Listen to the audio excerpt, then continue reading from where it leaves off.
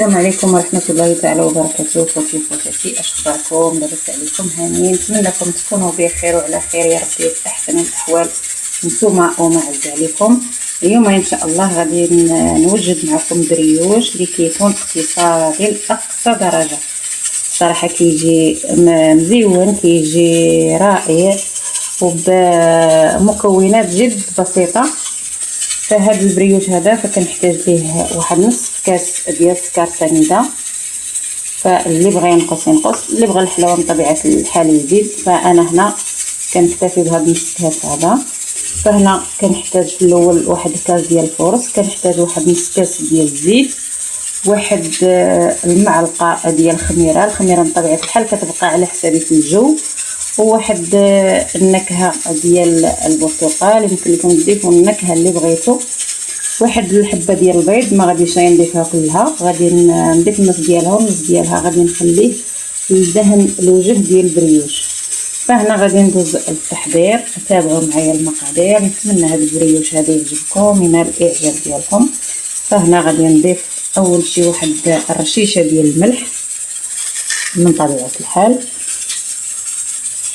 عفوا غادي نضيف الخميره هي الاولى، اعتذر منكم. فغادي نضيف هنا الخميره ديال الخبز، وغادي نضيف واحد جوج كيسان ديال الماء سخون، يعني سخون ماشي سخون فايت القياس، سخون بحال اللي بغينا نحضروا الخبز، يعني سخونيه كتكون هكا مقبوله.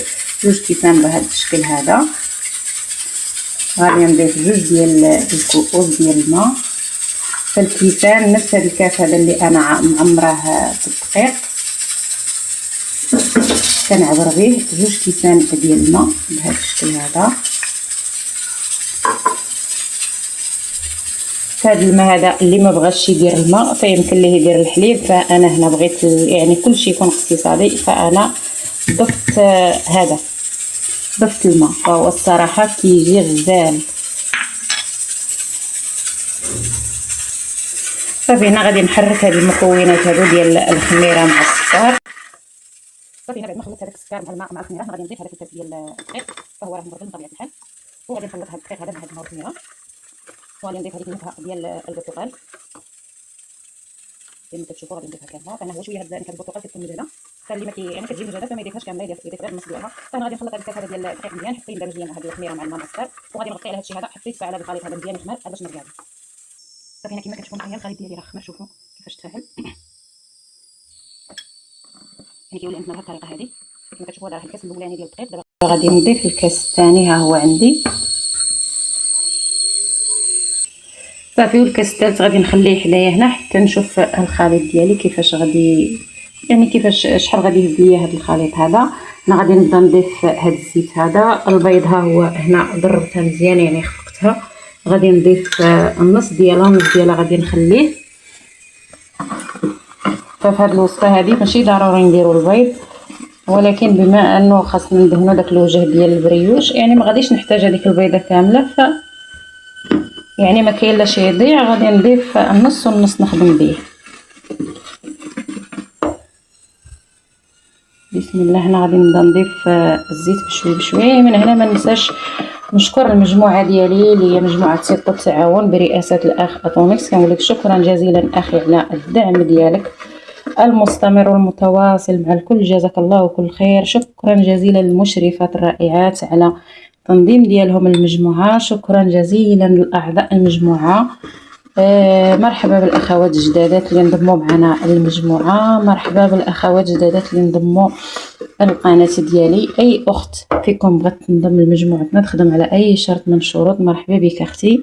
خويا اتوميكس كيدعم في جميع الشروط، من تثبيت الالف لتفعيل القناه $10. فمرحبا بكم. اللي بغات تنضم معنا المجموعه مرحبا والف مرحبا. فقط خليو التعليق او هزوا الرقم من احد الفيديوهات ديالي راني مثبتاه. ومرحبا بالجميع. فهنا غادي نضيف هذاك النص ديال البيض، والنص غادي نخليه هنا على جنب، وغادي نخدم هذا الخليط هذا. وغادي نبدا نضيف هذاك الكاس ديال الدقيق، نضيفو بشوي بشوي حتى نشوف القوام ديال الخليط اللي عندي. هنا راه ضفت الكاس الثالث كما كتشوفوا. الخليط ولى على هذا الشكل هذا، ولكن باقي خاصني نزيد. غادي نضيف واحد نص كاس الاخر، وغادي نضيف من طبيعه الحال الملحه.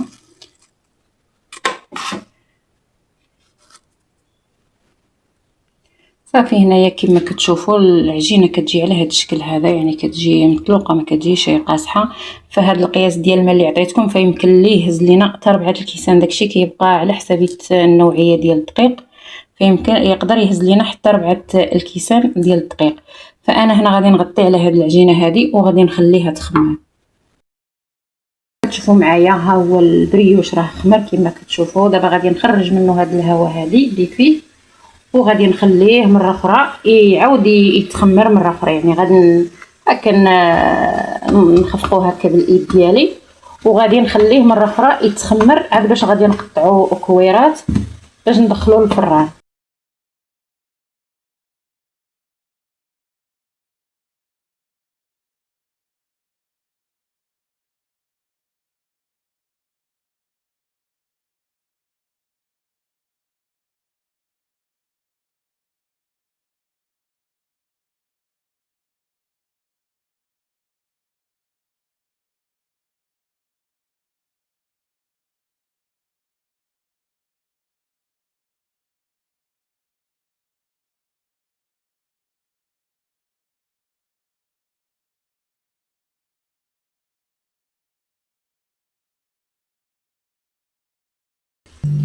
هنا بعد ما ستفت هاد الكريسات هادو في الطاوه، يعني بعد ما خمروا المره الثانيه، كنجيب واحد الكاس وكنحطوه هكا الوسط بهاد الطريقه هذه، وكنجيب واحد شوي ديال الكونفيتير وكنحطو في هاد الحفره هذه بحال هكا.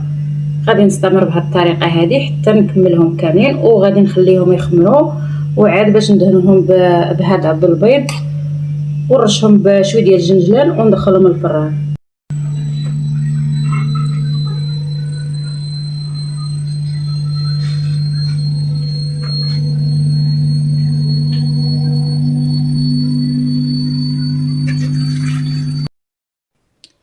بريوش ديالنا هو هذا بعد ما طاب. شوفوا ما شاء الله كيفاش كيجي غزال.